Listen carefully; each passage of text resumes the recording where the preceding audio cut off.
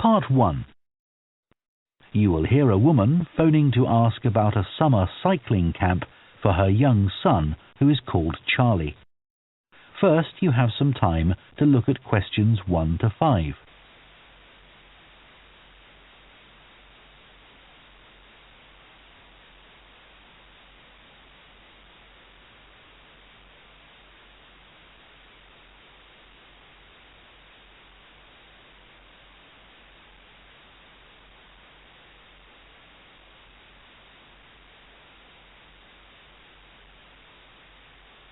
Now listen carefully and answer questions 1 to 5.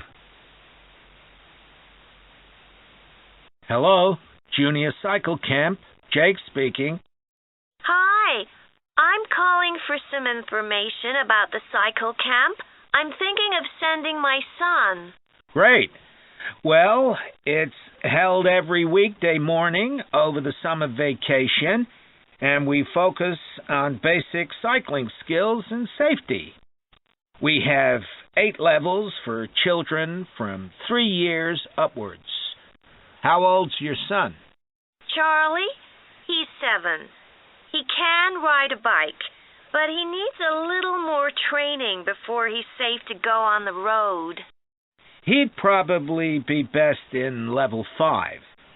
They start off practicing on the site here, and we aim to get them riding on the road.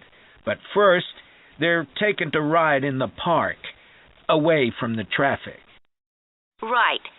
And can you tell me a bit about the instructors? Well, all our staff wear different colored shirts. So we have 3 supervisors, and they have red shirts. They support the instructors, and they also stand in for me if I'm not around. Then the instructors themselves are in blue shirts, and one of these is responsible for each class. Okay. In order to be accepted, all our instructors have to submit a reference from someone who's seen them work with children. Like if they've worked as a babysitter, for example. Then they have to complete our training course, including how to do lesson plans and generally care for the well-being of the kids in their class. They do a great job, I have to say. Right. And tell me a bit about the classes. What size will Charlie's class be? We have a limit of 8 children in each class, so their instructor really gets to know them well. They're out riding most of the time, but they have quiet times too, where their instructor might tell them a story that's got something to do with cycling, or get them to play a game together. It's a lot of fun. It must be. Now, what happens if there's rain? Do the classes still run? Oh, yes. We don't let that put us off. We just put on our waterproofs and keep cycling. Before you hear the rest of the conversation, you have some time to look at questions 6 to 10.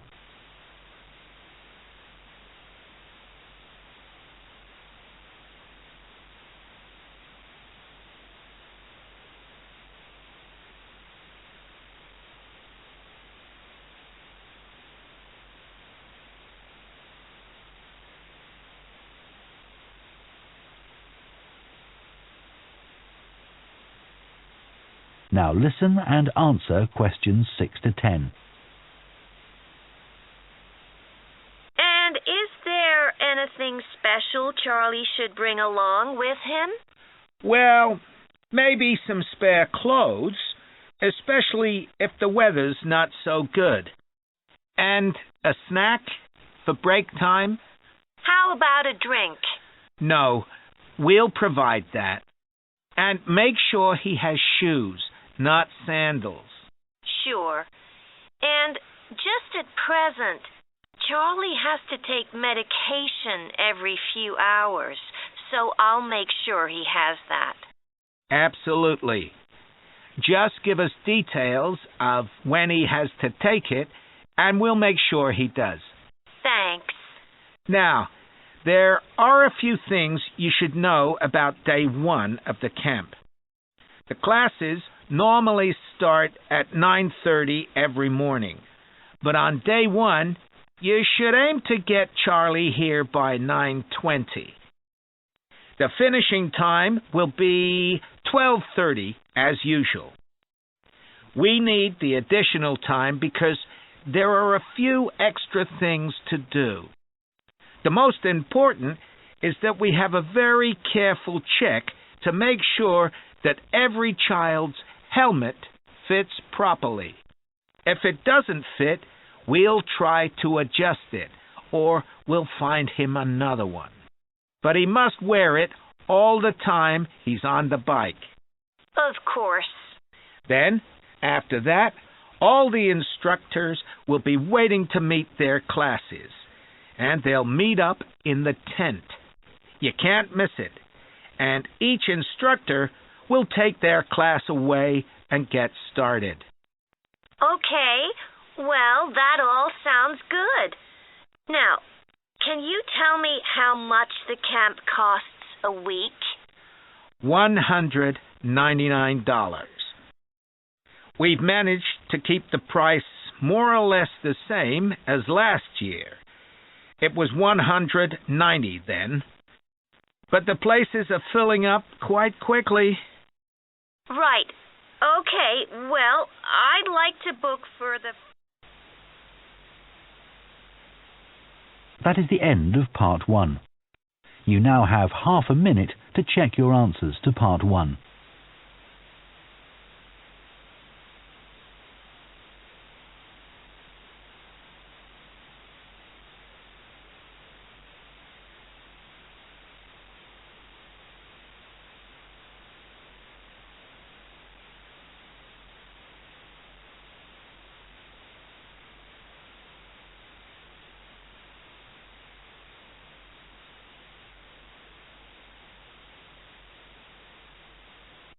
Part 2.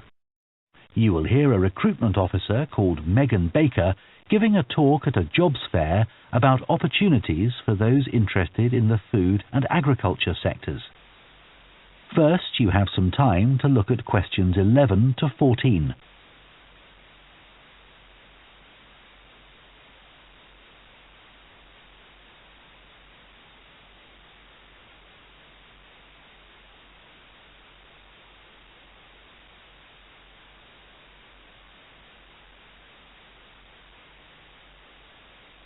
Now listen carefully and answer questions 11 to 14.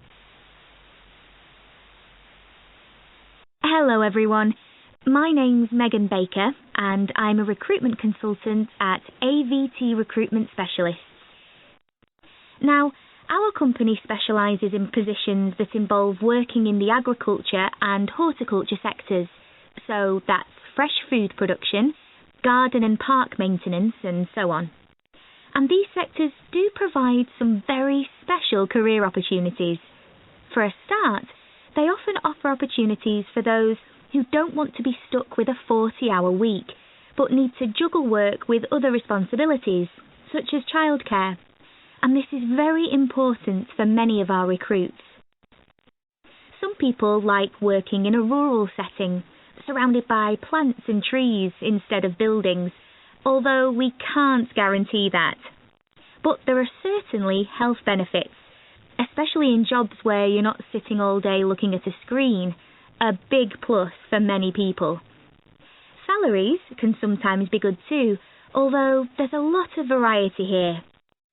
And you may have the opportunity in some types of jobs for travel overseas, although that obviously depends on the job, and not everyone is keen to do it. Of course, working outdoors does have its challenges.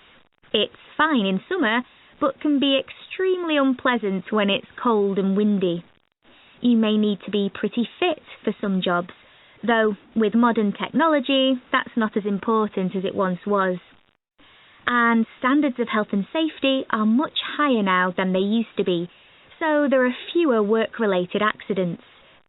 But if you like a lively city environment surrounded by lots of people, these jobs are probably not for you. They're often in pretty remote areas.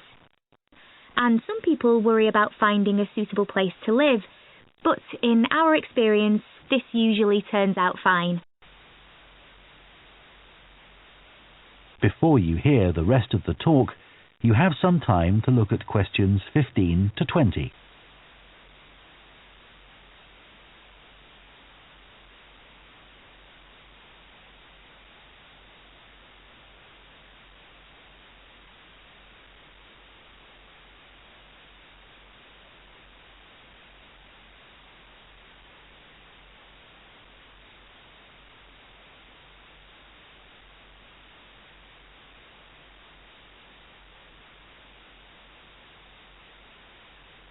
Now listen and answer questions 15 to 20. Now, let me tell you about some of the exciting jobs that we have on our books right now. One is for a fresh food commercial manager. Our client here is a very large fresh food producer, supplying a range of top supermarkets. They operate in a very fast-paced environment with low profit margins. The staff there work hard, but they play hard as well. So if you've a sociable personality, this may be for you. We have an exciting post as an agronomist, advising farmers on issues such as crop nutrition, protection against pests, and the latest legislation on farming and agricultural practices. There are good opportunities for the right person to quickly make their way up the career ladder, but a deep knowledge of the agricultural sector is expected of applicants. A leading supermarket is looking for a fresh produce buyer who is available for a 12-month maternity cover contract. You need to have experience in administration, planning and buying in the fresh produce industry, and in return will receive a very competitive salary. We have also received a request for a sales manager for a chain of garden centres. You will be visiting centres in the region to ensure their high levels of customer service are maintained. This post is only suitable for someone who is prepared to live in the region. There is also a vacancy for a tree technician to carry out tree cutting, forestry and conservation work. Candidates must have a clean driving licence and have training in safety procedures. A year's experience would be preferred, but the company might be prepared to consider someone who has just completed an appropriate training course. Finally, we have a position for a farm worker. This will involve a wide range of farm duties, including crop sowing and harvesting, machine maintenance, and animal care. Perks of the job include the possibility of renting a small cottage on the estate and the chance to earn a competitive salary. A driving licence and tractor driving experience are essential. That is the end of Part 2. You now have half a minute to check your answers to Part 2.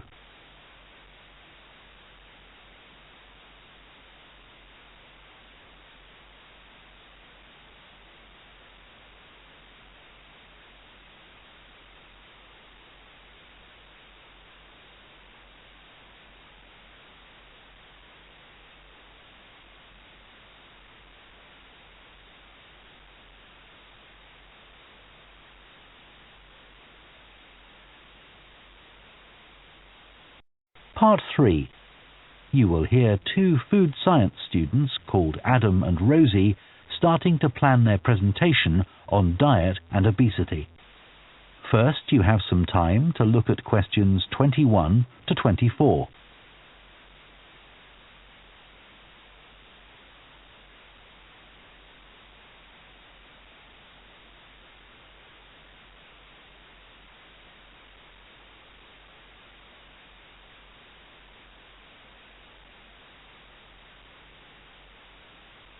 Now listen carefully and answer questions 21 to 24. OK, Rosie, shall we try to get some ideas together for our presentation on diet and obesity? Sure. I can talk about the experiment I did to see if people can tell the difference between real sugar and artificial sweeteners. Where you gave people drinks with either sugar or artificial sweeteners, and they had to say which they thought it was? Yeah. It took me ages to decide exactly how I'd organise it, especially how I could make sure that people didn't know which drink I was giving them. It was hard to keep track of it all, especially as I had so many people doing it. I had to make sure I kept a proper record of what each person had had. So, could most people tell the difference? Yeah, I hadn't thought that they would be able to, but most people could. Then there's that experiment I did, measuring the fat content of nuts, to see if the nutritional information given on the packet was accurate. The one where you ground up the nuts and mixed them with a chemical to absorb the fat? Yes. My results were a bit problematic. The fat content for that type of nut seemed much lower than it said on the package. But I reckon the package information was right. I think I should probably have ground up the nuts more than I did. It's possible that the scales for weighing the fat weren't accurate enough too. I'd really like to try the experiment again sometime. Before you hear the rest of the discussion, you have some time to look at questions 25 to 30.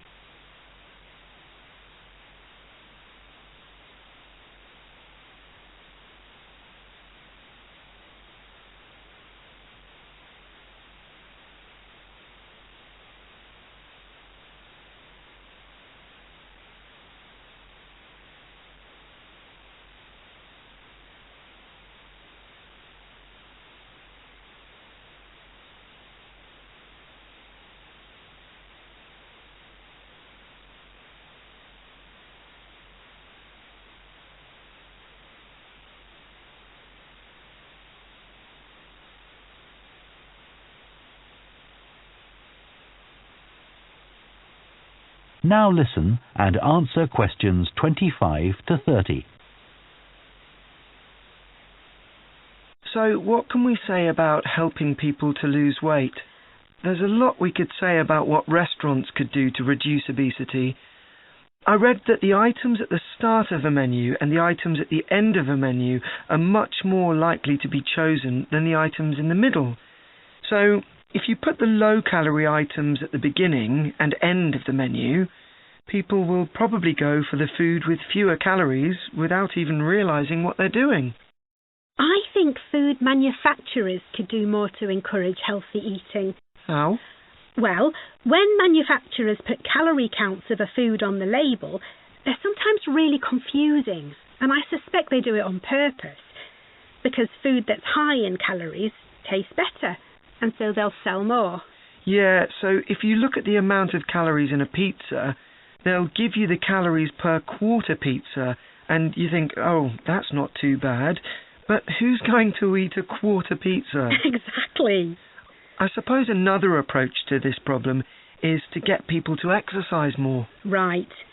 In England, the current guidelines are for at least 30 minutes of brisk walking 5 days a week. Now, when you ask them, about 40% of men and 30% of women say they do this. But when you objectively measure the amount of walking they do with motion sensors, you find that only 6% of men and 4% of women do the recommended amount of exercise. So you can see why obesity is growing. So how can people be encouraged to take more exercise? Well, for example, think of the location of stairs in a train station. If people reach the stairs before they reach the escalator when they're leaving the station, they're more likely to take the stairs. And if you increase the width of the stairs, you'll get more people using them at the same time. It's an unconscious process and influenced by minor modifications in their environment. Right. And it might not be a big change, but if it happens every day, it all adds up. Yes. But actually, I'm not sure if we should be talking about exercise in our presentation. Well, we've done quite a bit of reading about it. I know, but it's going to mean we have a very wide focus. And our tutor did say that we need to focus on causes and solutions in terms of nutrition. Oh, I suppose so. And we've got plenty of information about that. OK, well, that will be simpler. So, what shall we do now? We've still got half an hour before our next lecture. Let's think about what we're going to include and what will go where. Then we can decide what slides we need. OK, fine. That is the end of Part 3. You now have half a minute to check your answers to Part 3.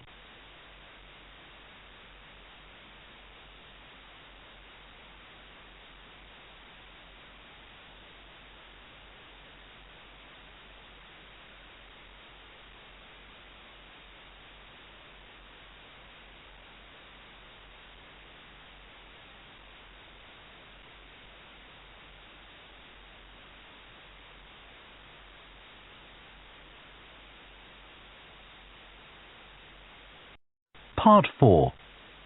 You will hear a lecturer on a fashion design course introducing the subject of hand knitting, which involves making things like woolen jumpers and scarves.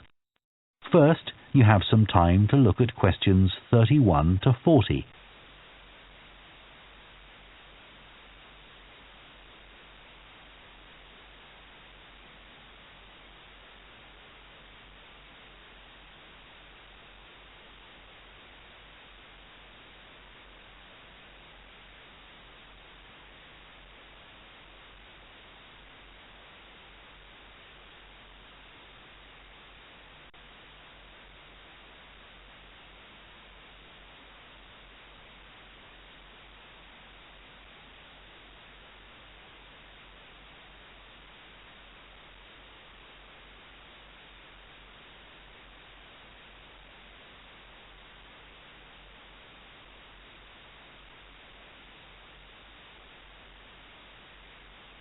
Now listen carefully and answer questions 31 to 40.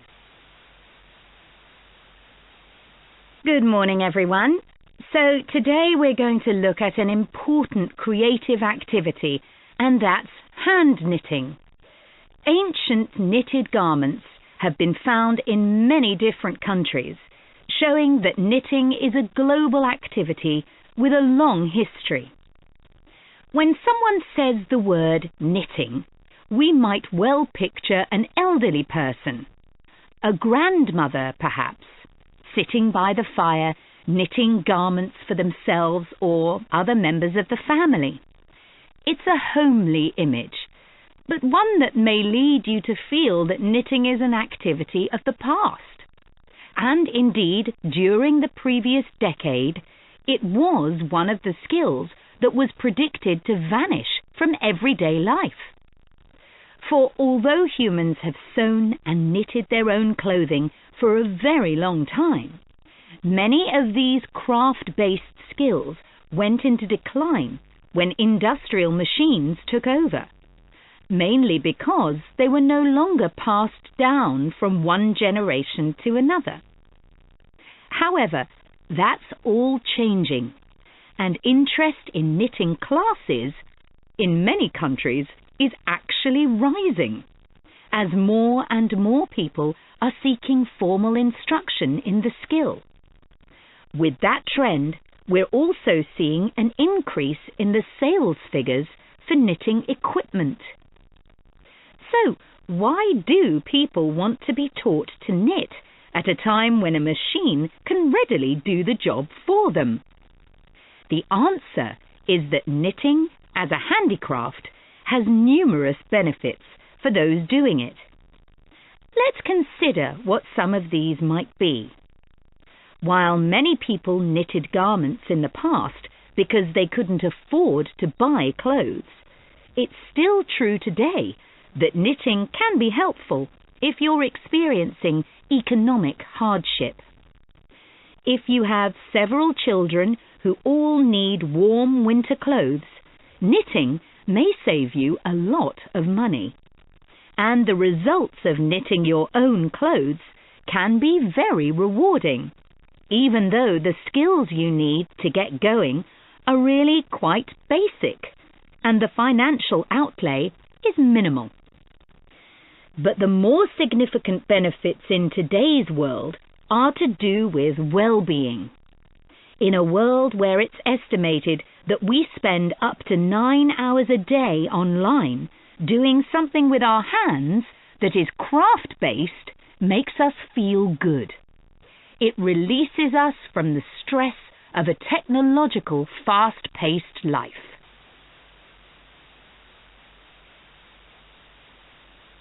Now, let's look back a bit to early knitting activities. In fact, no one really knows when knitting first began, but archaeological remains have disclosed plenty of information for us to think about. One of the interesting things about knitting is that the earliest pieces of clothing that have been found suggest that most of the items produced were round rather than flat. Discoveries from the 3rd and 4th centuries in Egypt show that things like socks and gloves that were needed to keep hands and feet warm were knitted in one piece using 4 or 5 needles.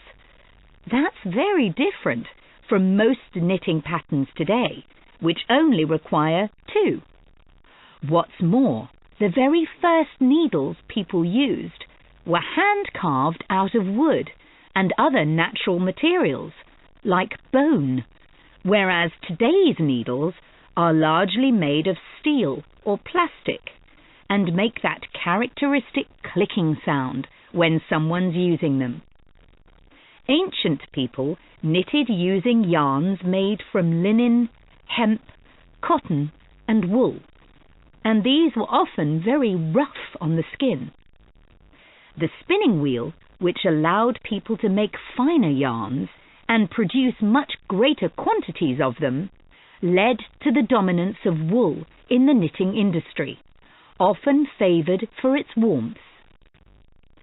Another interesting fact about knitting is that because it was practiced in so many parts of the world for so many purposes, regional differences in style developed. This visual identity has allowed researchers to match bits of knitted clothing that have been unearthed over time to the region from which the wearer came, or the job that he or she did. As I've mentioned, knitting offered people from poor communities a way of making extra money while doing other tasks. For many centuries, it seems, men, women and children took every opportunity to knit, for example, while watching over sheep, walking to market, or riding in boats. So, let's move on. That is the end of Part 4. You now have 1 minute to check your answers to Part 4.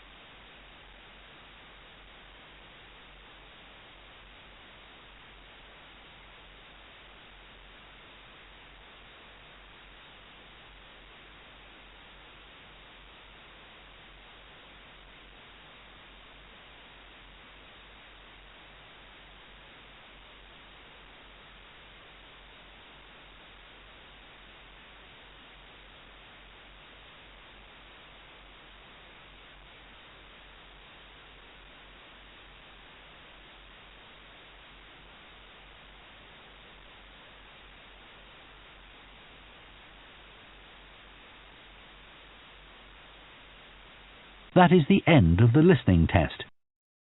In the IELTS test, you would now have 10 minutes to transfer your answers to the answer sheet.